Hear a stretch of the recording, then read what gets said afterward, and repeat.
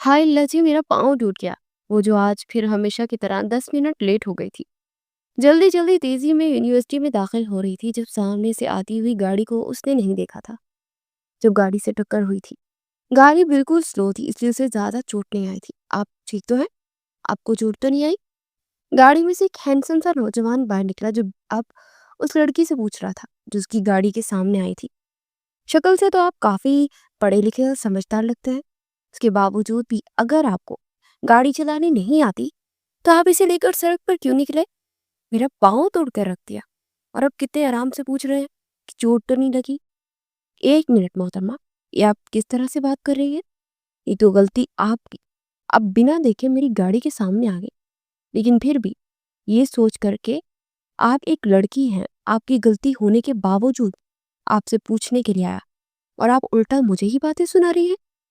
ये मोहतरमा किसको कहा आपने? आपको मैं कोई औरत लगती हूँ? और गलती मेरी नहीं, आपकी है। आप देखकर नहीं चला सकते थे? पहले खुद बिना देखे आंखें बंद करके गाड़ी चलाते हैं और उसके बाद सारी गलती रोड पर चलने वाले लोगों की बना देते हैं। आपको क्या लगता है कि मैं बाकी लोगों की तरह आपकी बड़ी सी गाड़ी देखकर डर जाऊंगी और कुछ नहीं कहूंगी? देखिए मिस्टर, क्या देखूं मैं? आप देखें किस तरह मेरा मासूम सा छोटा सा प्यारा सा पाँव आपने जख्मी कर दिया। आपको जरा तरस नहीं आया मेरे जैसी मासूम सी लड़की को अपनी गाड़ी के नीचे कुचलते हुए? हारिस तो उस लड़की की बातें सुनकर ही हैरान हो रहा था।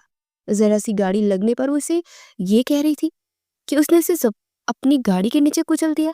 मिस, मुझे लगता है आपके पाँव पर नहीं, आपके सर पर कोई चोट लगी है जिसका आपके दिमाग पर अच्छा खासा असर हुआ है। क्या मतलब आपकी बात का? आप कहना क्या चाहते हैं? आप मुझे पागल समझ रहे हैं? मुझे समझने की जरूरत नहीं है। आपको देखकर मुझे अंदाजा हो गया है। आपको तो मैं इससे पहले फरहा मजीद कोई उल्टी सीधी बात करते, नीलम ने आकर फौरन से उसे पकड़कर खड़ा किया और उसे अपने साथ खींचती हुई एक तरफ ले गई। हारिस भी उस सरफिरी लड़की को इग्नोर करता हुआ यूनिवर्सिटी के अंदर चला गया। तुम्हारा दिमाग ठीक है? तुम कहीं भी किसी के साथ भी लड़ना शुरू हो जाती हो।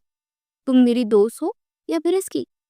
फरा को तो नीलम की बात पर ही गुस्सा आ गया था। तुम्हारी दोस्त हूँ इसलिए कह रही हूँ। हर किसी के साथ इस तरह झगड़ा करना अच्छी बात नहीं होती। वो तो कोई शरीफ आदमी था जो खामोशी से तुम्हारी बातें सुन रहा था। हर कोई एक जैसा नहीं होता। और वैसे भी मुझे अच्छी तरह पता है कि गलती तुम्हारी थी। आज फिर तुम 10 मिनट लेट आई यूनिवर्सिटी, और इसी भागदौड़ में यकीनन तुमने रोड की तरफ नहीं देखा होगा। ये तो भला हुआ उस शख्स का जिसकी गाड़ी की स्पीड कम थी और तुम्हें लगने से पहले ही उसने एक गाड़ी रोक ली, वरना तुम यहाँ क्लास की बजाय हॉस्पिटल में मौजूद होती। हाँ तो गलती उसकी भी है ना? तुम तो ऐसे बीच में आ गई, वरना मैं उसे अच्छी तरह सबक सिखाती। बस बस, मुझे अच्छी तरह मालूम है कि किसकी कितनी गलती है।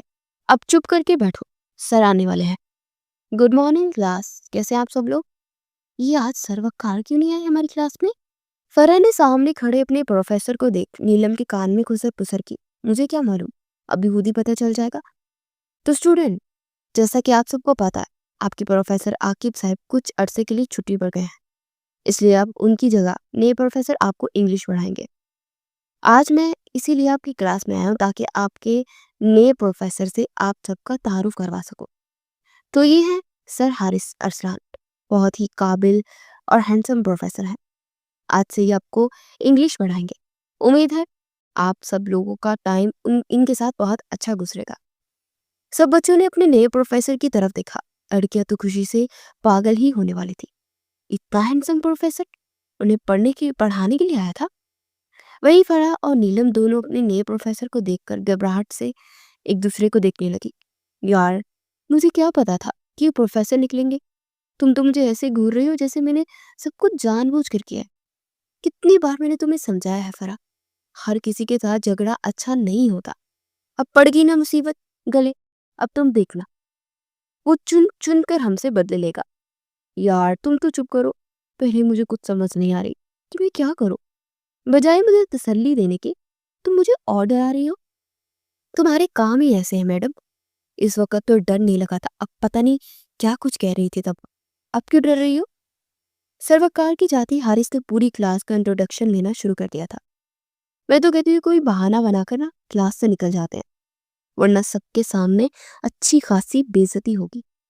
पागल तो नहीं हो गए हो तुम? भला ऐसे कैसे क्लास से बाहर निकल जाएंगे? तो जाते हुए हमारी शक्लें नजर नहीं आएंगी क्या? और वैसे भी अगर यहाँ से चले भी गए तो कितने दिन क्लास में भी नहीं आएंगे। फराह की बेतुकी बात सुनकर नीलम को वाकई उसके ऊपर गुस्सा आने लगा था। तो फिर क्या करें हम? यहाँ बैठकर अपनी इज्जत अफजाई होने का इंतजार करें? जो तुमने किया है ना, अब सिवाय बेइज्जती करवाने के और कोई रास्ता नहीं। आज नहीं तो कल ये तो करवानी ही पड़ेगी। अच्छा है जितनी जल्दी हो जाएगी, तेरे को सुकून मिल जाएगा। अब चुप करके बैठी रहो और दुआ करो कि सर ज्यादा कुछ ना कहे। अल्लाह करे इनकी पिछले 10 मिनट की याददाश्त चली जाए, आमीन। तुम्हें ऐसा लगता है कि ऐसा हो सकता है? तुम्हारा कुछ नहीं हो सकता फरा। एक्सक्यूज मी, ये आप दोनों जो सेकंड लास्ट पर बैठी हैं, मैं जब से क्लास में आया आप दोनों अपनी बातों में ही मगन है। क्या आपको जरा भी इस बात का एहसास नहीं कि आपका प्रोफेसर क्लास में मौजूद है? वो दोनों जो अपने सामने बुक करके सर से बचने का प्लान सोच रही थी, अचानक सर की आवाज सुनकर चौंक गई। लो जी, मर गए आज तो। ये बुक हटाएं अपने सामने से। आपको क्या लगता है आप दोनों के फेस मुझे नजर नहीं आ रहे? तो मुझे पता नहीं चल रहा आप दोनों क्या कर रही हैं? खड़ी हो जा फौरन। ना चाहते हुए भी अब बुक तो हटानी ही थी। जैसे ही उन्होंने अपने सामने से बुक हटाई, हारिस फौरन पहचान गया था। मुझे अपनी क्लास में डिसिप्लिन पसंद है। मुझे उम्मीद है कि आज के बाद आप दोनों इस बात का ख्याल रखेंगी और आपकी जो भी डिस्कशन हो वो क्लास से बाहर मुकम्मल करके आएंगी। अब दोनों बारी बारी अपना इंट्रोडक्शन दें। क्या वाकई ये दुआ कबूल होगी कि सर ने हमें पहचाना ही नहीं? हारिस के कुछ ना कहने पर फरा को शदीद हैरत हुई थी। उसने डरते डरते अपना इंट्रोडक्शन दिया और खामोशी से बैठ गई। हारिस ने अपना लेक्चर दिया और क्लास से बाहर चला गया। तुम्हें क्या लगता है, क्या उन्होंने वाकई में मुझे नहीं पहचाना? ऐसे कैसे हो सकता है यार, जो उन्होंने तुम्हें ना पहचाना हो। बस वैसे ही उन्होंने इस बात का जिक्र नहीं किया। वो कोई बच्चे थोड़ी ना है कि एक बात को लेकर बैठ जाए। वैसे यार फरा, एक बात तो है, सर हारिस है तो बड़े हैंडसम। कसम से मेरा तो उन पर दिल आ गया है। मेरा हमेशा से ही ख्वाहिश थी कि मुझे कोई ऐसा इंसान मिले। अब तुम दुआ करो कि सर को मुझसे शदीद मोहब्बत हो जाए और फिर वो मुझे अपने साथ अपनी दुनिया में ले जाए। हाय अल्लाह, कितना मजा आएगा। बस बस बीबी, जरा जमीन पर वापस आ जाओ। ज्यादा हवाओं में उड़ने की बिल्कुल भी जरूरत नहीं है। हैंडसम होने के साथ साथ वो किस कदर खड़ूस है उसका नजारा तुम सुबह कर चुकी, इसलिए इतने ख्वाब सजाने की बिल्कुल जरूरत नहीं। चलो उठो, मुझे बहुत भूख लगी है। कैंटीन चलते हैं। मजाल है जो तुम कभी मुझे खुश हो लेने दो। बंदा किसी की खुशी के लिए ही थोड़ा बहुत झूठ बोल देता है। नीलम ने भी बुरा सा मुंह बनाया था और उसके साथ कैंटीन चल पड़ी। वैसे अपने साथ ज्यादती की वजह जान सकता हूँ मैं। साथ ने सोफे पर हारिस के साथ बैठते हुए उसे अजीब नजर से देखते हुए कहा, क्या मतलब है तुम्हारे इस बात का? हारिस भी अब उसकी तरफ चेहरा करके बैठ गया था। यार, खुद तो तुम यूनिवर्सिटी में प्रोफेसर बन गए हो और इस शानदार पर्सनैलिटी के साथ वहां जाते हो। यूनिवर्सिटी की सारी लड़कियां तुम्हें देखती हैं और मुझे तुमने उस कंटीन में काम करने वाला बना दिया है। मजाल है जो एक भी लड़की मेरी तरफ देखे, जो भी आती है बाई कहकर चली जाती है। अच्छी खासी पर्सनैलिटी है मेरी, जिसे तुमने मिट्टी में मिला दिया। खुदा की कसम, आज तक कभी किसी लड़की ने मुझे भाई नहीं कहा था और अब तुम्हारी वजह से यूनिवर्सिटी की हर लड़की मुझे भाई कहती है। ये जुल्म नहीं तो और क्या है? शर्म तो नहीं आती? यहाँ पर मैं तुम्हें तुम्हें अपनी पड़ी हुई है। कभी लड़कियों के अलावा भी काम पर भी फोकस कर लिया करो।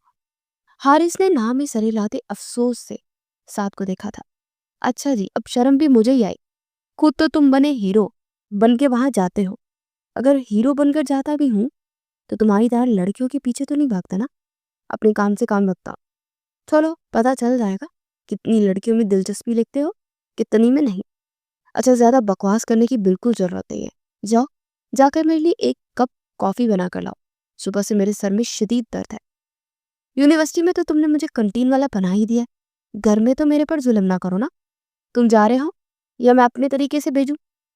हारिस की बात सुनकर साद अपनी जगह से उठा और किचन की तरफ भागा। भला उसका क्या भरोसा था कि उसको गर्दन से पकड़ लेता। तुम यहाँ क्यों बैठी हो? तुम्हें क्लास नहीं लेनी? चलो उठो जल्दी से, टाइम होने वाला है, वरना फिर सर यासी से भी डांट पड़ेगी। नीलम कब से फरा को ढूंढ रही थी और अब वो इसे यहाँ पर ग्राउंड में मिली थी, जहाँ मौसम काफी अच्छा था। और हल्की हल्की बारिश भी हो रही थी। फरा को हमेशा से ही बारिश बहुत पसंद थी, इसलिए जब भी बारिश होती थी तो सारे काम छोड़कर बारिश को खूब इंजॉय करती थी। आज इतना अच्छा मौसम है और इसके साथ मेरा मूड भी बहुत अच्छा है।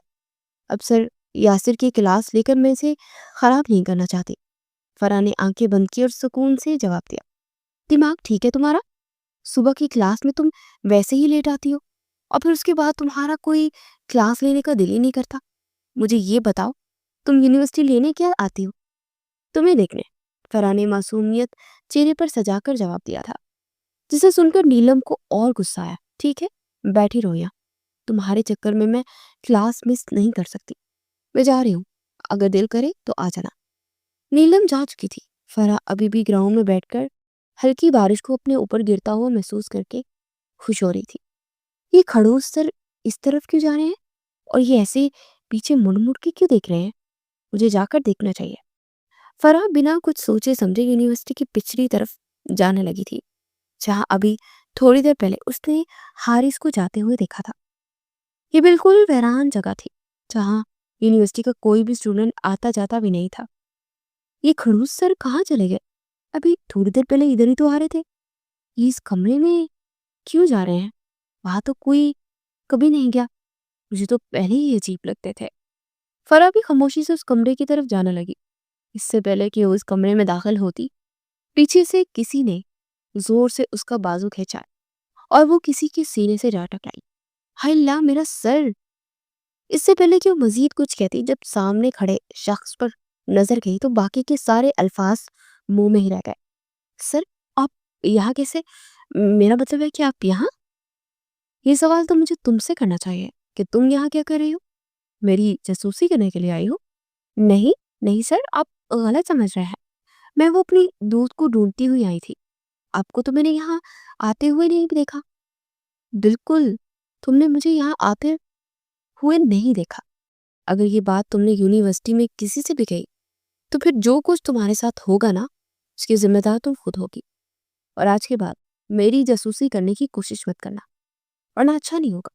हारिस ने एक हाथ में गन पकड़ी थी और दूसरे से फराह का बाजू पकड़कर उसे अपने करीब खड़ा किया। गन देखकर तो फराह की रही से ही हिम्मत भी जवाब दे गई थी। मैं किसी से इस बारे में कुछ नहीं कहूंगी सर, आई प्रॉमिस। प्लीज इस गन को मुझसे दूर रखे। हारिस उसे डरता हुआ देखकर ये तो समझ गया था कि वो लड़की जितनी बहादुर बनने की कोशिश करती है, उतनी है नहीं। हल्की हल्की बारिश में वो दोनों अकेले खड़े भीग रहे थे। फरात उसके हाथ में गन देखकर ही कांपने लगी थी। उसकी हालत देखते हुए हारिस ने उसे जाने दिया। क्या भरोसा था कि अभी यहाँ बेहोश हो जाती। हारिस के हाथ छोड़ते वो फौरन वहां से भाग गई। बेवकूफ लड़की, मैं कितनी पागल हूँ। मुझे इस तरह से वहां से नहीं आना चाहिए था। मुझे सर से पूछना चाहिए था कि आखिर वो क्या कर रहे हैं और क्या करने की कोशिश कर रहे हैं। कि वो कोई गुंडे तो नहीं? क्या पता वो यूनिवर्सिटी की लड़कियों को अगवा करते हैं, बिल्कुल वैसे ही जैसे मैंने नावल में पढ़ा था। उसके हाथ में गन भी थी। अगर वाकई में वो प्रोफेसर है तो फिर उनके हाथ में गन क्यों थी? अल्लाह, मुझे तो कुछ समझ नहीं आ रहा क्या करूं। शक्ल से ही दिखने में बहुत मशकूक लगते हैं, वैसे चुपचाप करके नहीं बैठ सकती। इन्हें इन्हें क्या लगता है कि मुझे डराएंगे और मैं डर जाऊंगी और किसी को इस बारे में नहीं बताऊंगी? अगर वो ठीक होते तो कभी मुझे मुझे इस तरह से डराते रहे। नहीं फरा, डरना नहीं। उस शख्स की सच्चाई सबके सामने लाऊंगी, जो प्रोफेसर बनकर न जाने कौन सा खेल खेल रहा है। फरा जब से यूनिवर्सिटी से वापस आई थी, अपने कमरे में बैठकर आज वाला वाकया सोच रही थी। सारी चीजें सोचने के बाद उसने यही फैसला किया कि वो हारिस की सच्चाई पहले खुद जानेगी और फिर सबके सामने लेकर आएगी। यार, ये तुम सुबह से ऐसे गुमसुम क्यों बैठी हो? क्या हुआ है? कोई बात है तो मुझे बताओ। नीलम सुबह से ही देख रही थी कि फरा बहुत खामोश खामोश है, जैसे वो किसी गहरी सोच में है। कुछ नहीं, कुछ भी तो नहीं हुआ। मैंने बोला क्या सोचना है? मैं गुमसुम होने लगी, तुम्हारा वहम है। अच्छा ठीक है, चलो आओ कैंटीन चलते हैं। मुझे तो बहुत भूख लगी है। मैंने तो सुबह कभी कुछ नहीं खाया। हाँ चलो, मुझे भी भूख लगी है। अभी ने यहाँ आए हुए बैठे 5 मिनट ही गुजरे थे जब फरा अपनी जगह से उठी। अब तुम कहाँ जा रही हो? यार, मुझे ना एक बहुत जरूरी काम याद आ गया। तुम यहाँ बैठो, खाने के लिए कुछ मंगाओ। मैं अभी 5 मिनट में वापस आई। अरे, लेकिन बताओ तो सही कि कहाँ जा रही हो और ऐसा भी कौन सा काम है जो तुम्हें अचानक से याद आ गया? उसके लिए तुम खाना छोड़कर भी जा रही हो? आज से पहले तो तुम कभी भी अपने किसी काम के लिए इतनी सीरियस नहीं हुई, फिर उसके लिए तुम खाना तक छोड़ दो। यार, अभी सवाल करने का वक्त नहीं है। वापिस आकर तुम्हें बताऊंगी। तुम बस खाने के लिए कुछ मंगवाओ। मैं यूं गई और यूं आई। फराह बिना उसकी बात सुने फौरन कैंटीन से बाहर निकल गई। पीछे नीलम हैरत से उसे देख रही थी। उसे तो यकीन ही नहीं आ रहा था कि यही वही फराह है जिसे कभी किसी काम में दिलचस्पी हुई ही नहीं, और आज वो भी किसी काम के लिए अपना खाना छोड़कर जा रही थी। आज तो मुझे यहाँ से जरूर सर के खिलाफ कुछ ना कुछ मिल ही जाएगा। इन्हें क्या लगता है कि मैं लड़की हूँ, मुझे डरा धमका देंगे, मैं चुप हो जाऊंगी और उनकी हकीकत किसी को नहीं बताऊंगी। तो ये उनकी सबसे बड़ी भूल है। मेरा नाम भी फरा है। मैं जो कुछ करने का सोच लेती हूँ उससे पीछे कभी नहीं हटती। कैंटीन से फराह सीधा हारिस के ऑफिस में आई थी क्योंकि ये वक्त उसके लेक्चर का था। वो अपनी क्लास लेने चला गया था और उसका ऑफिस खुला हुआ था। इसी मौका का फायदा उठाकर फराह उसके ऑफिस में घुसकर उसके खिलाफ सबूत ढूंढने लगी थी। ये लॉकर क्यों नहीं खुल रहा है? जरूर इसमें कुछ ना कुछ तो होगा, लेकिन इसकी चाबी कहाँ हो सकती है? ये रही इसकी चाबी। हाँ, दो मुझे। फराह ने फौरन चाबी पकड़ी थी। ये चाबी मुझे किसने पकड़ाई? समझ आने पर वह जैसे ही पलटी, सामने ही हारिस को देखकर उसके होश उड़ गए। चाबी भी उसके हाथ से नीचे गिर गई थी। इससे सर, आप यहाँ? बिल्कुल, मैं यहाँ। अब ये मत पूछिएगा कि मैं यहाँ क्या कर रहा हूँ। ये बात आपको भी अच्छी तरह मालूम है कि मेरा ऑफिस है, तो जाहिर सी बात है मैं यही होऊंगा ना। लेकिन आप यहाँ क्या कर रही है? सर, वो मैं नोट लेने के लिए आई थी। कौन से नोट्स, मिस फरा? हारिस आहिस्ता आहिस्ता कदम उठाता फरा के करीब जा रहा था। वो भी हारिस के खौफ से कदम पीछे लेती दीवार के साथ जा लगी थी। हारिस ने दीवार के दोनों तरफ हाथ रख के उसके भागने के सारे रास्ते बंद कर दिए थे। कौन से नोट्स लेने आई थी तुम यहाँ? हारिस उसके बेहद करीब खड़ा, उसके चेहरे पर झुका हुआ था। फरा को उसके बेहद करीब होने पर घबराहट सी होने लगी थी। सर प्लीज, मुझे मुझे जाने दे। अब मैं दोबारा कभी आपके ऑफिस नहीं आऊंगी। ये बात तो यहाँ से आने से पहले सोचनी चाहिए थी। मैंने तुम्हें कल भी समझाया था कि मुझसे, मेरे मामलात से दूर रहो, वरना अच्छा नहीं होगा। लेकिन तुम आज फिर मेरे ऑफिस आ गई, मेरे खिलाफ सबूत ढूंढने के लिए यहाँ पहुंच गई। तुम्हें क्या लगता है तुम यहाँ आओगी, मेरे खिलाफ सबूत ढूंढोगी और मुझे पता भी नहीं चलेगा? सॉरी सर, प्लीज मुझे जाने दे। मैं किसी को कुछ नहीं बताऊंगी। फरा ने डरते डरते उसकी आंखों में देखा था और देखते ही वो खौफ से कांपने लगी थी। हारिस ने एक हाथ उसके चेहरे पर आए बाल पीछे किए थे, जब उसका मासूम और खूबसूरत चेहरा इसके बिल्कुल सामने था। चेहरे पर पसीना था। खौफ और घबराहट की वजह से वो सांस भी रुक रुक कर ले रही थी। इंसान को उतना ही बहादुर बनना चाहिए जितना वो हो, और अपनी ताकत और उम्र के लिहाज से काम करना चाहिए। हारिस ने उसको सर से पांव तक एक नजर देखकर कहा, क्योंकि हारिस के सामने वो बिल्कुल कोई छोटी सी ही बच्ची लग रही थी जो मुश्किल से उसके कंधों तक आती थी। मेरी हर वक्त तुम पर नजर रहती है। अब अगर दोबारा तुमने मेरा पीछा करने की या मेरी जासूसी करने की या मेरे बारे में कुछ भी जानने की कोशिश की, तो मैं तुम्हें ऐसी जगह ले जाकर मारूंगा, सारी जिंदगी कोई तुम्हें ढूंढ नहीं पाएगा। अब अपने काम से काम रखना और अपनी पढ़ाई पर ध्यान देना। मेरी बात समझ आ गई ना, छोटी लड़की? हारिस ने उसके गाल पर नरमी से हाथ रखते रखा। जी सर। Good good. हारिस थोड़ा सा पीछे हुआ था जब वो फौरन वहां से भाग गए। उसे इस तरह से भागता हुआ देख हारिस के चेहरे पर हल्की सी मुस्कुराहट आई थी और फिर वो दोबारा से अपने काम में लग गया था। क्लास में जो असाइनमेंट आप लोगों को कल मैंने दी थी, अगर किसी ने वो नहीं बनाई तो अभी क्लास से बाहर चले जाए, क्योंकि मुझे टाइम वेस्ट नहीं करना बिल्कुल भी। हारिस ने क्लास में एंटर होते हुए जब पूरी क्लास को एक नज़र देखा था, और वो आज भी नज़र नहीं आई थी। मिस नीलम, आपकी दोस्त फराह पिछले 2 दिन से क्लास में नहीं आ रही है। क्या वो यूनिवर्सिटी नहीं आ रही, या फिर मेरी क्लास में नहीं आ रही? जब उससे मजीद बर्दाश्त नहीं हुआ तो आखिरकार उसने नीलम से फराह के बारे में पूछ लिया। सर, वो यूनिवर्सिटी नहीं आ रही 2 दिन से। उसे काफ़ी तेज बुखार है, जिसकी वजह से वो यूनिवर्सिटी आ ही नहीं पा रही। ठीक है, लेकिन उनसे कहिए कि कल लाजमी यूनिवर्सिटी आए, क्योंकि कल मुझे एक बहुत इम्पोर्टेंट लेक्चर आपको देना है। जी सर, मैं उससे कह दूंगी। जरा से डराने पर मोहतरमा 2 दिन से बुखार में पड़ी है और चली थी वो काम करने जो आज तक कोई भी नहीं कर पाया। पागल लड़की। यार तुम उस दिन कहाँ चली गई थी? मैं कैंटीन में तुम्हारा इंतजार करती रही और तुम आई ही नहीं। ऐसे अचानक ही मुझे बिना बताए तुम घर चली गई और आज भी तुम इतनी खामोश हो। कोई बात है फरा? प्लीज मुझे बताओ, मुझे फिक्र हो रही है। ऐसी कोई बात नहीं नीलम, उस दिन अचानक से मेरी तबीयत बहुत खराब हो गई थी, इसलिए मैं जल्दी घर चली गई थी। और वे भी 2 दिन बुखार की वजह से कुछ करने का या बोलने का बिल्कुल भी दिल नहीं चाह रहा था, इसलिए चुप हो। ऐसी कोई बात नहीं है, तुम कहती हो तो मान लेती हो, वरना पहले तो कभी ऐसा नहीं हुआ। पहले भी तो तुम बीमार होती हो, लेकिन इस तरह से खामोश तो कभी भी नहीं रही। और मुझे तो तुम कुछ परेशान भी लग रही हो। कोई बात है तो मुझे बताओ यार, हम बचपन की दोस्त हैं। ऐसी कोई बात नहीं है, ये सिर्फ तुम्हारा वहम है, मैं बिल्कुल ठीक हूँ। अच्छा चलो, देर हो रही है, क्लास में चलते हैं। हारिस की नजरें मुसलसल फराह पर थी, जो खामोशी से सर झुकाए सुन रही थी और उसे नोट कर रही थी। उसने एक बार भी चेहरा ऊपर करके हारिस को देखने की गलती नहीं की थी, जबकि ये बात हारिस को अंदर ही अंदर बुरी लग रही थी। लेकिन वो खामोश रहा। अपना लेक्चर खत्म करते फौरन क्लास से बाहर निकल गया। यार फरा, मुझे तो आज जल्दी घर जाना है। तुम्हें फोन पर बताया था ना, पुप्पो आ रही है। अम्मी ने तो कहा था कि आज छुट्टी कर लो, लेकिन सर हारिस ने कल बताया था कि उनका बहुत इंपॉर्टेंट लेक्चर है, इसलिए कोई भी स्टूडेंट छुट्टी ना करे। बस इसी वजह से मुझे आना पड़ा। तुम भी मेरे साथ चलो ना। नहीं नीलम, तुम जाओ, मुझे आज बहुत सारा काम है। 2 दिन यूनिवर्सिटी नहीं आई तो इतना सारा काम जमा हो गया।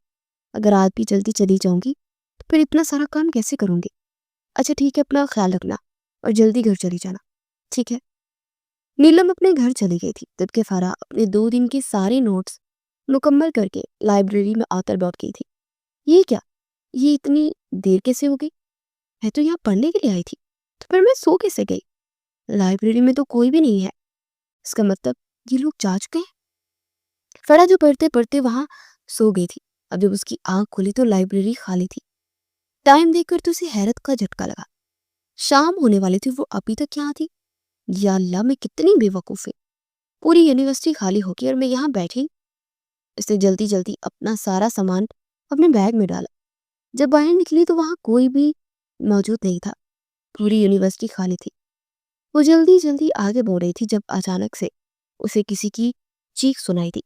ये आवाज कैसी है? ये तो किसी की चीखने की आवाज है, लेकिन यहाँ तो कोई भी नहीं है। लगता है मेरा दिमाग ही खराब हो गया, तो मुझे ऐसे ही आवाजें सुनाई दे रही हैं। भला यहाँ और कौन है? फरा उस आवाज को नजरअंदाज करके आगे बढ़ी थी, जब दोबारा से वैसी ही चीख सुनाई दी। ये आवाज तो ऊपर वाली लैब से आ रही है। क्या मुझे वहां जाकर देखना चाहिए?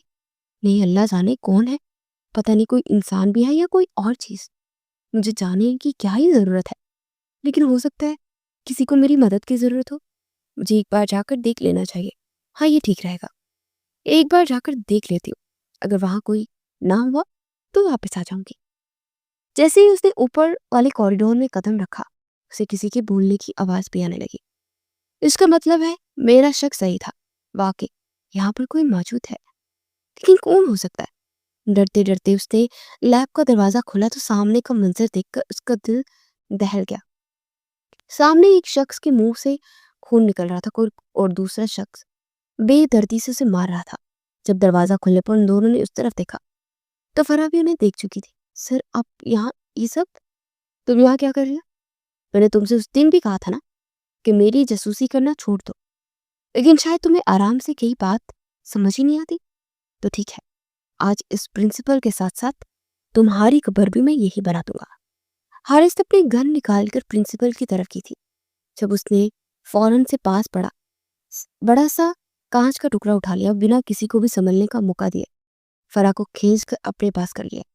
अब अगर तुम मुझ पर गोली चलाओगे तो सबसे पहले वो गोली इस लड़की को लगेगी। और जितना मैं तुम्हें जानता हूँ, तुम किसी बेगुनाह की जान तो हरगिज नहीं लोगे, और वो भी एक लड़की तो बिल्कुल नहीं। मुझे यहाँ से जाने दो, वरना ये लड़की अपनी जान से बचाएगी।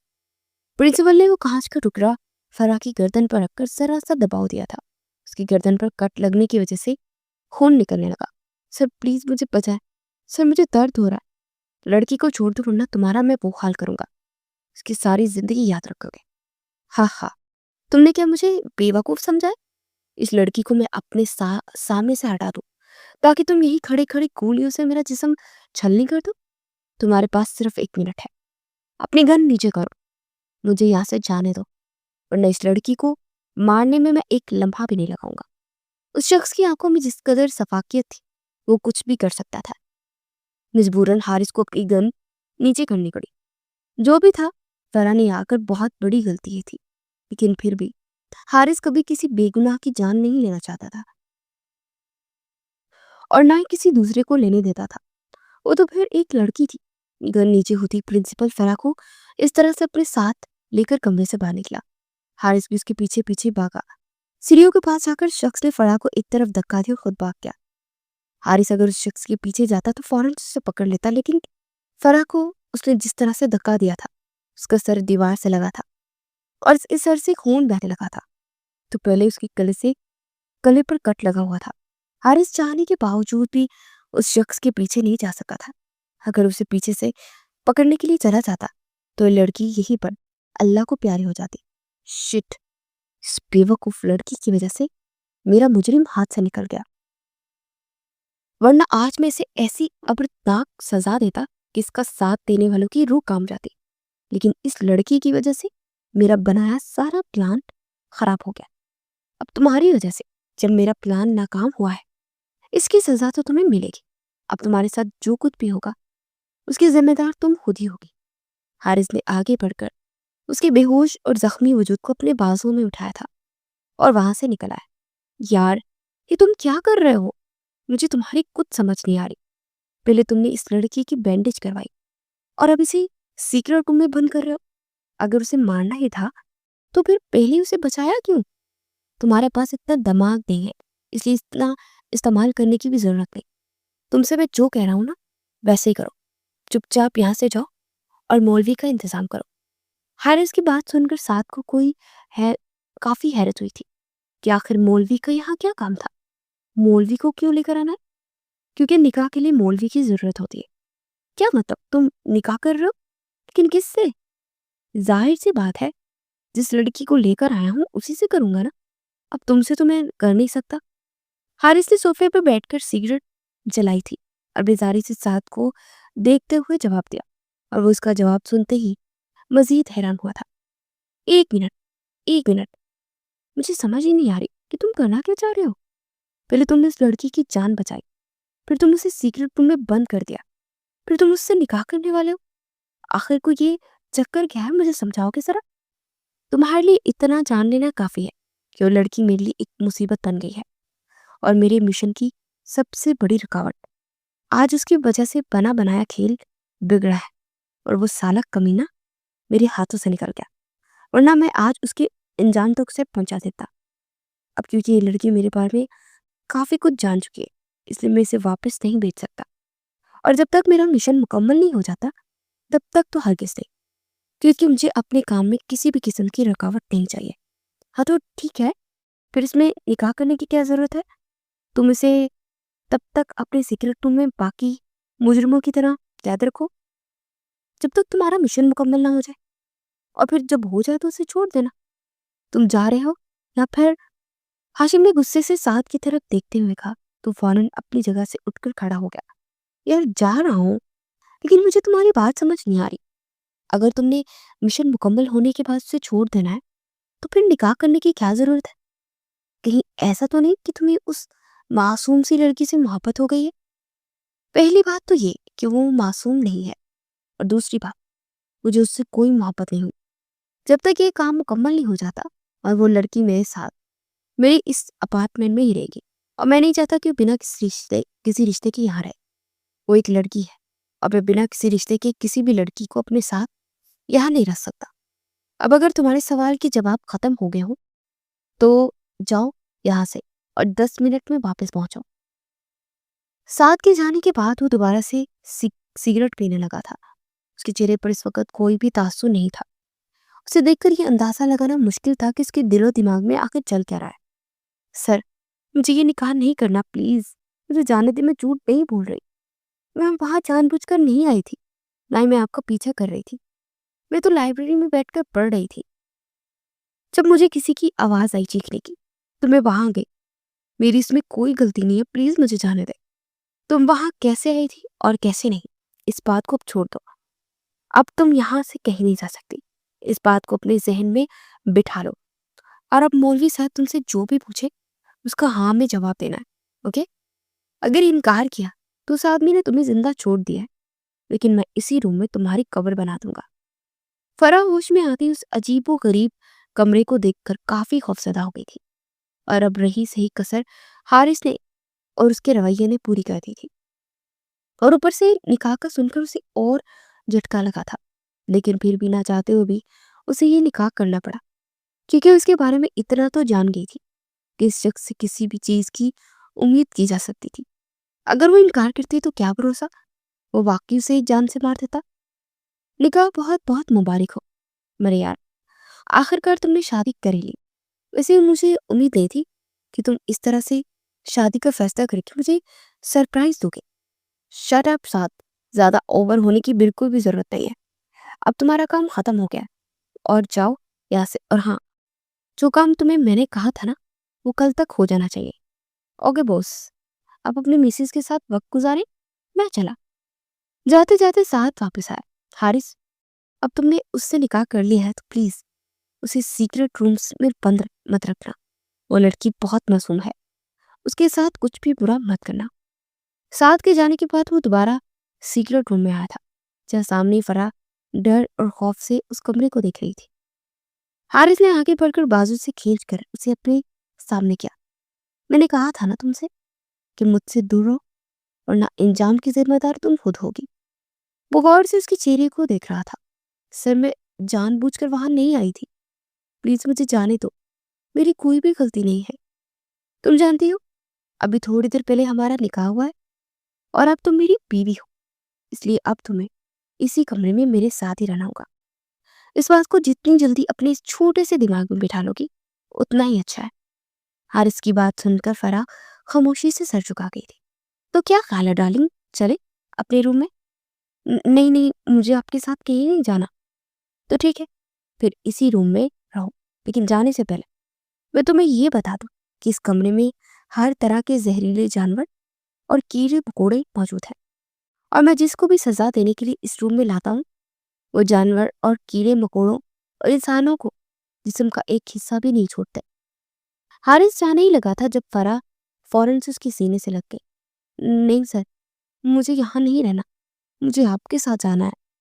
मेरे साथ कहाँ जाना है? रूम में जाना है। हारिस को उसे तंग करने के लिए एक अजीब सा मजा आ रहा था।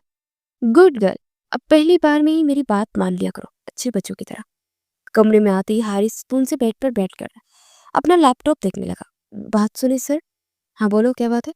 सर, ये वाले कपड़े तो सारे गंदे हो गए हैं, मैं क्या पहनूं? वहां से देख लो, कुछ भी पहन लो। वो अभी तक अपने लैपटॉप पर ही मतवजा था, और इसी तरह उसने फराह को जवाब दिया। क्या मतलब है आपका, कुछ भी पहन लो? यहाँ पर सिर्फ आपके कपड़े हैं, लड़कियों वाले तो कोई भी नहीं है। ये मेरा घर है और मैं इस घर में अकेला रहता, तो जाहिर सी बात है यहाँ पर मेरे ही कपड़े होंगे। तुम यहाँ पर आने वाली पहली लड़की हो, इसलिए यहाँ पर लड़कियों के इस्तेमाल की कोई चीज मौजूद नहीं है। हारिस ने उसे देखते ही तफसील से जवाब दिया था, और फिर दोबारा से अपने काम में लग चुका था। तो फिर मैं क्या करूं? कुछ भी देख लो, यहाँ से कुछ ना कुछ तो मिल ही जाएगा ना। कह तो ऐसे रहे जैसे मेरे आने से पहले यहाँ पर मेरी जरूरत की हर चीज चीज ला कर रखी हो। जबरदस्ती शादी कर सकते हैं, लेकिन बीवी के क्या क्या जरूरतें होती है ये नहीं पता। फराज वहां से जाने लगी थी जब हारिस ने उसे बाजू से खींच कर अपने ऊपर गिरा लिया। अब बोलो डार्लिंग, क्या कह रही थी तुम? मुझे बीवी की जरूरतों का नहीं पता? फराह तो ये बात सुनकर ही हैरान रह गई थी। उसने बहुत आहिस्ता आवाज में ही सब कहा था, मतलब कि वो इसकी बात भी सुन चुका था। मुझे अच्छी तरह पता है बीवी की जरूरतों का भी और इसके फराज का भी, लेकिन शायद तुम्हें इस बारे में कुछ मालूम नहीं है। तो क्या ख्याल है, क्यों ना आज रात मैं अपनी बीवी को उसके हकूक और फ्राइज अच्छे तरीके से समझा दूं? हारिस ने अपना एक हाथ उसकी कमर पर रखकर उसे अपने साथ लगाया था, दूसरे हाथ से उसके चेहरे पर आए बालों को पीछे करने लगा था। इससे पहले कि फराह कुछ कहती, हारिस ने उसे बेड पर लिटाया और खुद उसके चेहरे पर झुक गया। क्या हुआ? अभी तो कुछ किया भी नहीं और इतना घबरा रही हो? जिस दिन अपना पूरा हक लूंगा उस दिन क्या करोगे? हारिस के उसके घबराए हुए चेहरे को देखकर मुस्कुरा रहा था। उसके जरा से करीब आने पर ऐसे परेशान हो रही थी जैसे अभी उसे कुछ हो जाएगा। कल सुबह तुम्हारी जरूरत की हर चीज आ जाएगी।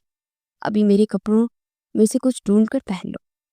हारिस ने नरमी से उसकी गाल पर हाथ रखा था और फिर उसके ऊपर से उठकर एक तरफ होकर बैठ गया। फराह भी मौका मिलते ही फौरन वहां से भाग गई थी।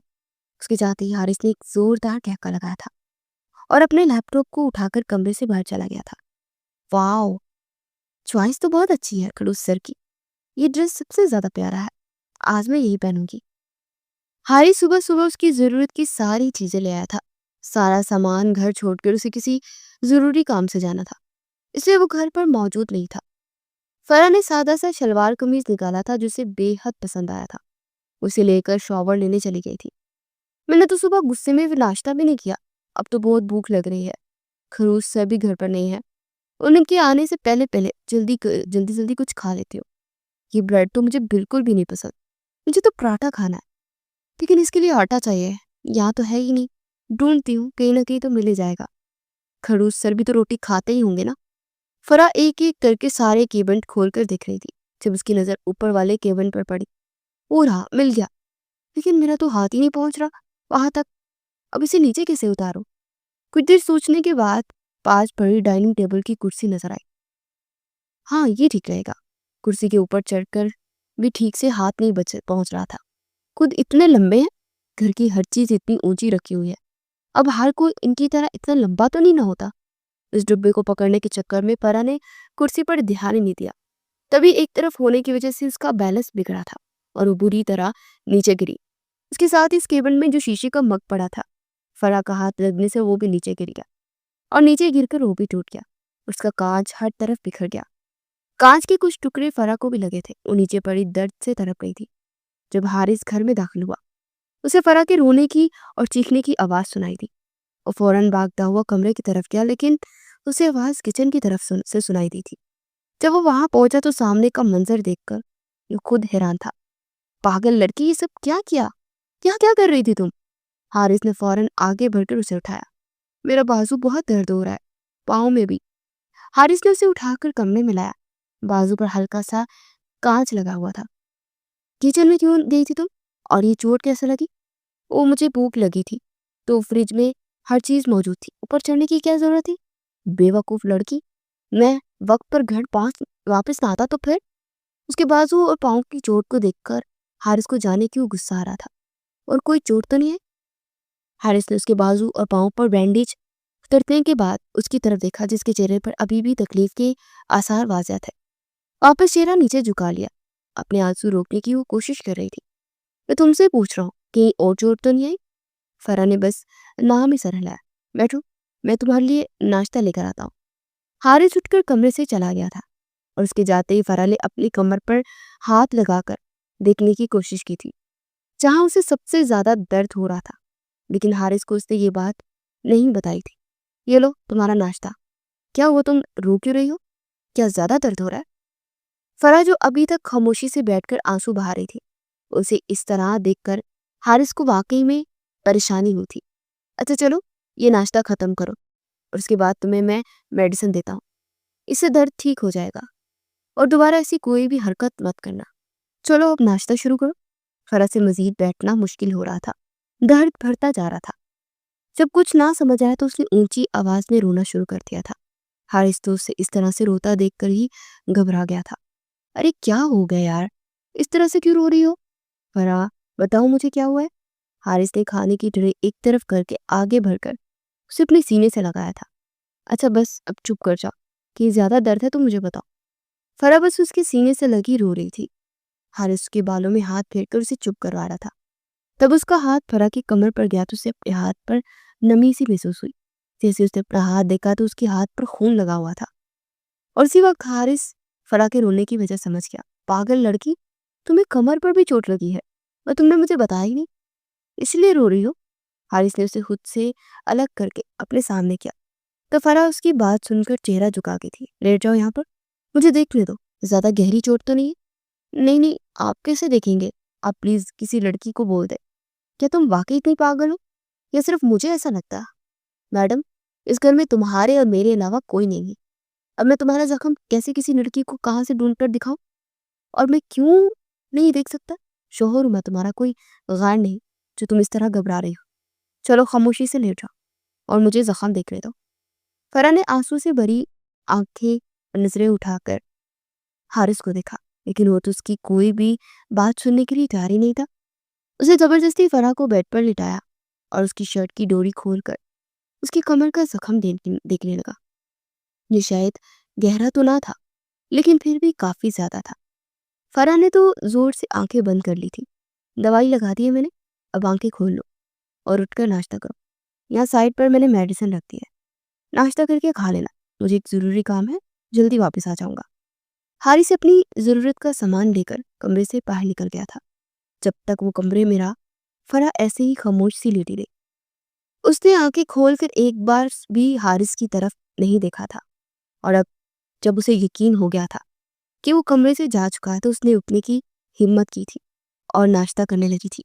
खड़ूस सर इतने बुरे भी नहीं है जितना मैंने समझती हूँ। अपनी बात पर वो खुद ही हंसने लगी थी। हाँ साथ, सब कुछ प्लान के मुताबिक हो रहा है ना? मुझे जरा सी भी गड़बड़ नहीं चाहिए। गुड, सब कुछ परफेक्ट होना चाहिए। वो टेरिस पर खड़ा साथ से बात कर रहा था और फराह कमरे में बैठी गौर से उसे देख रही थी। वैसे एक बात तो है, सर है तो बहुत हैंडसम। बहुत सारी लड़कियां इनके पीछे लगी होंगी। अभी भी लगता है किसी लड़की से बात कर रहे हैं। मुझसे तो कभी इस तरह से बातें नहीं की। देखो तो सही, जाकर कौन है जिससे इतनी सारी बातें हो रही हैं? हारिस का मुसलसल फोन पर बात करना फरा को अच्छा नहीं लग रहा था, इसलिए वो उठकर टेरिस के दरवाजे पर आकर खड़ी हो गई थी। तुम यहाँ क्या कर रही हो? कुछ भी नहीं, मैं तो बस वैसे ही आई थी, ताज़ा हवा लेने के लिए। अब आप कहाँ जा रहे हैं? मेरे सामने बात कर ले, मैं कौन सा आपको मना करने वाली हूँ? तुम मुझे मना कर भी नहीं सकती। मेरी बात खत्म हो गई थी, इसलिए मैंने फोन बंद कर दिया। आप किसी लड़की से बात कर रहे थे?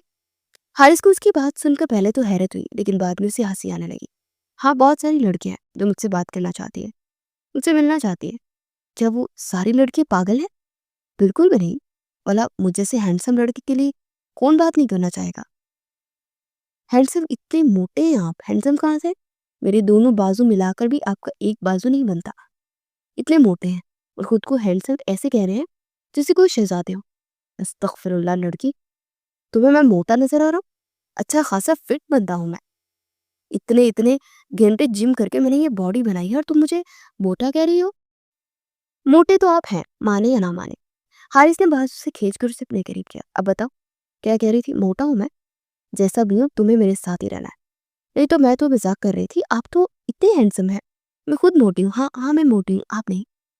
हारिस का दिल किया कि अपना दिल खोल कर वो हंसे उसकी बात पर, उसके डर से खुद को मोटा कह रही थी जिसमें जरा सी भी जान नहीं थी।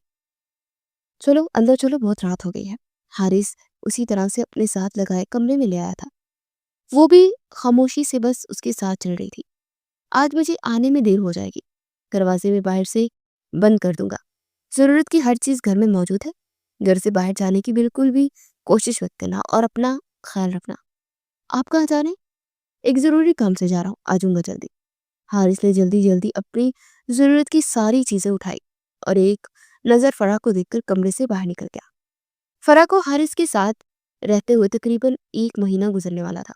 इस 1 महीने में उसे इस घर के साथ साथ हारिस की भी आदत हो गई थी। जिस तरह से वो इसका ख्याल रखता था, शायद इसे हारिस से मोहब्बत ना हुई होगी। उसका दिल करता था कि बस वो उसे देखती ही रहे। ये मुझे क्या हो गया है? क्या वाकई में मुझे उससे मोहब्बत हो गई है? मेरा दिल क्यों इतना बेचैन होता है जब वो मेरी आंखों के सामने नहीं होते? मैं क्या क्या करूं, कुछ समझ नहीं आ रहा। और आज तो घर वापस भी देर से आएंगे। अगर इसी तरह बैठी रही तो दिन ही नहीं गुजरेगा। खुद को किसी काम में बिजी कर लेती हूँ, इस तरह से टाइम भी अच्छा गुजर जाएगा। पूरा दिन काम करते गुजर गया था और अब तो रात हो गई थी। बाहर इस कदर तेज बारिश थी, आंधी और तूफान था। सर अभी तक नहीं आया, अब मैं क्या करूं? लजी प्लीज मुझे बचा ले। फरा अपने कमरे में सोफे के पीछे छुप कर बैठी थी। उसे बचपन से ही ऐसे मौसम से डर लगता था। और अब तो लाइट भी चली गई थी। हारिस तकरीबन रात के 2 बजे घर लौटा। पूरा घर अंधेरे में डूबा हुआ था। ये घर में इतना अंधेरा क्यों है? लगता है लाइट नहीं है। फरा तो सो गई होगी। उसने अपने मोबाइल की लाइट ऑन की और दरवाजा लॉक करके कमरे में आया तो बेड खाली था। ये लड़की कहाँ चली गई? अगर यहाँ नहीं है तो फिर कहाँ है? बाहर भी कहीं नहीं थी। अचानक उसकी नजर सोफे के पीछे गई जहां उसे फरा का दुपट्टा नजर आ रहा था। वो चलता हुआ उसके करीब आकर नीचे बैठ गया। फरा, तुम ठीक हो? यहाँ क्यों बैठी हो? हारिस की आवाज सुनकर फौरन उसके गले लग गई थी। अब कहाँ चले गए थे? मुझे अकेला छोड़कर। आपने इतनी देर क्यों कर दी आने में? मुझे इतना डर लग रहा था। मैं कब से आपके आने की दुआ कर रही थी लेकिन आप आई नहीं। वो रोते के साथ साथ उसे बता रही थी। उस लड़की की हालत देखकर हारिस को खुद पर गुस्सा आ रहा था। अंधेरे की वजह से वो बहुत ज्यादा डर गई थी। अच्छा बस, रोना तो बंद करो। मैं आ गया हूं ना, कुछ नहीं होगा। मैं अब कहीं नहीं जाऊंगा अपनी प्यारी सी छोटी सी जान को छोड़कर। आप झूठ बोल रहे हैं। आप दोबारा मुझे छोड़कर चले जाएंगे। मैंने कहा ना, मैं तुम्हें छोड़कर कहीं नहीं जाऊंगा। मेरी बात पर भरोसा नहीं है क्या? अब रोना बंद करो। हारिस अभी भी उसे वैसे ही अपने साथ लगाए बैठा था जो कि अभी तक रो रही थी। हारिस ने वैसे ही उसे अपनी गोद में उठाया था और बेड पर ले आया था। आज वो लड़की खुद उसके करीब आई थी तो फिर हारिस कैसे अपने जज्बात पर काबू रखता? फरहान ने उसकी शर्ट को मजबूती से पकड़ा हुआ था, जैसे अगर उसने छोड़ दिया तो वो दोबारा से कहीं गुम ही ना हो जाए। हारिस ने भी आज अपने जज्बात को नहीं रोका था। उसकी बीवी थी, उसके निकाह में थी और वैसे भी वो अब अपने रिश्ते को मुकम्मल करने का सोच चुका था। हारिस उस पर झुका हुआ था और अपने और उसके बीच के सारे फासले गिराता चला गया था। क्या हुआ है? तबीयत ठीक है ना तुम्हारी? पता नहीं क्या हो रहा है, मुझे चक्कर आ रहे हैं। कुछ भी खाने का दिल भी नहीं कर रहा। बार बार वॉमिटिंग हो रही है। ये सब बताने के साथ साथ फराह की आंखों में आंसू आने लगे थे। हारिस ने जल्दी से आगे बढ़कर उसे अपने सीने से लगाया था। अरे मेरी जान, अगर तुम्हारी तबीयत ठीक नहीं थी तो तुम्हें मुझे बताना चाहिए था ना। और इतनी सी बात पे कौन रोता है? चलो आओ, हम अभी डॉक्टर के पास चलते हैं। अभी ठीक हो जाओगी। इसमें रोने वाली कौन सी बात है? मैं हूं ना, मैं सब ठीक कर लूंगा। हारिस उसी वक्त उसे अपने साथ लेकर हॉस्पिटल पहुंचा और वहां जो खबर उसे सुनने को मिली उसे यकीन ही नहीं आ रहा था। उसकी खुशी का कोई ठिकाना नहीं था। वो बाप बनने वाला था। उसने तो जिंदगी में कभी ये सब कुछ नहीं सोचा था। जो सब कुछ उसे मिल गया था। हॉस्पिटल से वापसी पर पूरा रास्ता उसने एक लम्हे के लिए भी फरा का हाथ नहीं छोड़ा था। घर आकर भी वो इसे उठाकर कमरे में लाया था। चलो अब तुम रेस्ट करो। किसी भी चीज की जरूरत हो तो मुझे बुला लेना। मुझे कुछ काम है, मैं बाहर ही हूँ। थोड़ी देर में आ जाऊंगा रूम में। हारिस ने उसके माथे पर मोहब्बत से अपने लपक दिए थे और फिर कमरे से बाहर निकल गया। तुमसे ज्यादा तुम्हें जानता हूं मैं। जिस वक्त तुम निकाह कर रहे थे ना, मैं उसी वक्त कह दिया था कि तुम्हें इससे मोहब्बत हो गई है। लेकिन तुमने तो मेरी बात मानने से इनकार कर दिया था। क्या कहा था मैंने? सिर्फ मिशन मुकम्मल करने के लिए ये सब कुछ कर रहे थे। हाँ तो मैंने कुछ गलत थोड़ी ना किया है।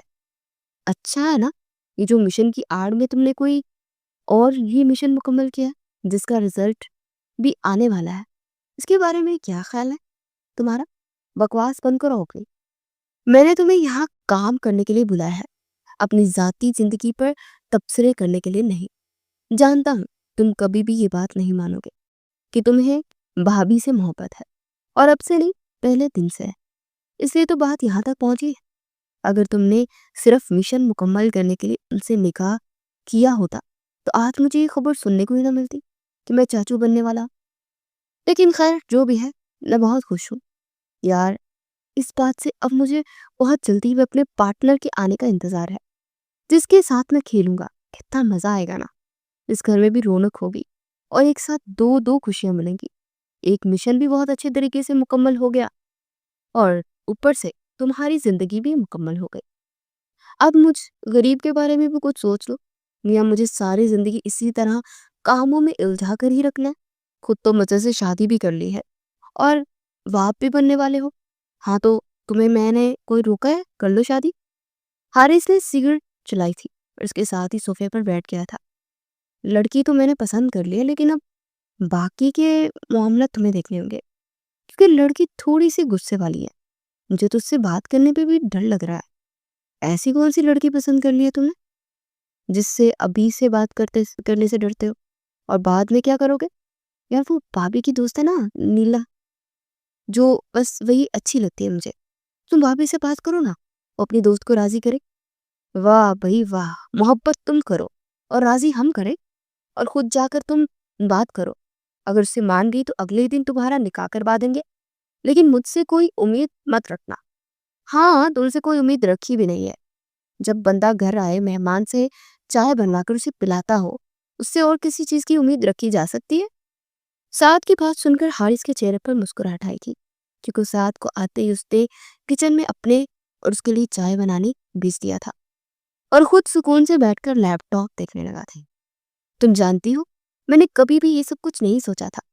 जिस तरह का मेरा काम था, मैंने ना तो कभी शादी के बारे में सोचा था और ना ही कभी अपनी फैमिली बनाने के बारे में सोचा था। लेकिन जब मैंने तुम्हें पहली बार यूनिवर्सिटी में देखा, मेरा दिल बेचैन हो गया था। तुम्हें यहाँ लाना, ज़बरदस्ती निकालना, ये सब कुछ बस एक बहाना था। हकीकत तो ये थी कि मैं वाक़ई तुम्हें अपनी ज़िंदगी में शामिल करना चाहता था, क्योंकि मुझे तुमसे पहली नज़र की मोहब्बत हो गई थी। लेकिन मैं बस इज़हार करने से डरता था। मैं चाहता था कि एक मर्तबा मेरा मिशन मुकम्मल हो जाए, मैं उन मुजरिमों को उनके अंजाम तक पहुँचा दूँ, जिन्होंने कई ज़िंदगी को बर्बाद किया। तुम जानती हो फरा, तुम पहले ही दिन से मेरे लिए किस कदर अहम हो और अब तो और भी ज़्यादा हो गई हो। तुमने मुझे ज़िंदगी की इतनी बड़ी खुशी दी है। वो दोनों साहिल के किनारे खड़े थे।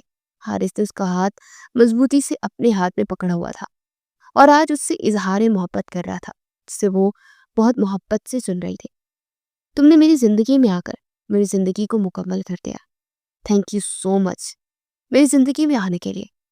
हारिस ने उसे अपने साथ लगाया था और उसके दोनों नर्म नर्म गालों पर मोहब्बत से अपने होंठ रखे और उसे किसी कीमती चीज की तरह अपने सीने से लगा लिया था। आज वो दोनों अपनी जिंदगी में खुश थे। शाम ढल रही थी और दोनों इस खूबसूरत मंजर में कहीं खो गए थे।